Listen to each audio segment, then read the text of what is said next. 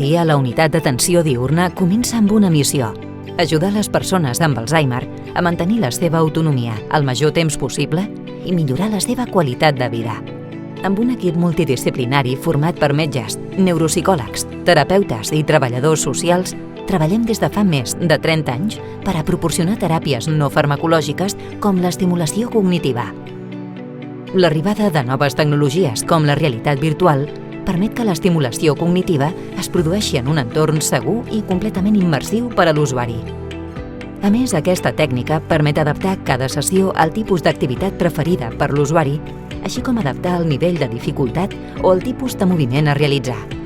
L'experiència de la realitat virtual és un repte i, a la vegada, un moment de benestar per a les persones amb demència, que fomenta la reminiscència de moments feliços. Ai, que plou! A mi totes aquestes coses de tecnologia, no sé per què, però sempre m'han cridat l'atenció. M'agrada molt, sí. Ja que ara no ho puc fer a peu, doncs m'agradaria poder visitar o tornar a visitar llocs on ja he estat jo, de tornar a viure una altra vegada. Però l'impacte de la realitat virtual va més enllà de la persona amb demència. L'entorn pot veure l'efecte sobre els símptomes com l'apatia, l'afàsia o la depressió, entre d'altres.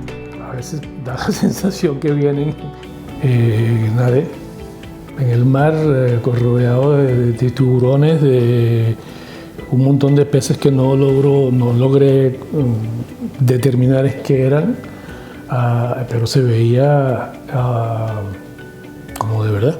Me gustó, sin lugar a dudas, sí. Lo que creo que es el próximo paso de evolución es algo que la gente, si lo puede hacer, debería hacerlo. Aquest projecte DACE Alzheimer Center, finançat gràcies als donants de la nit de l'Alzheimer, és un benefici directe per als usuaris de la unitat d'atenció diürna que encara té un gran camí per recórrer i perquè se'n pugui beneficiar tota la comunitat d'usuaris DACE. Aquí estamos mucha gente con cositas raras y hay una sola solución: para adelante.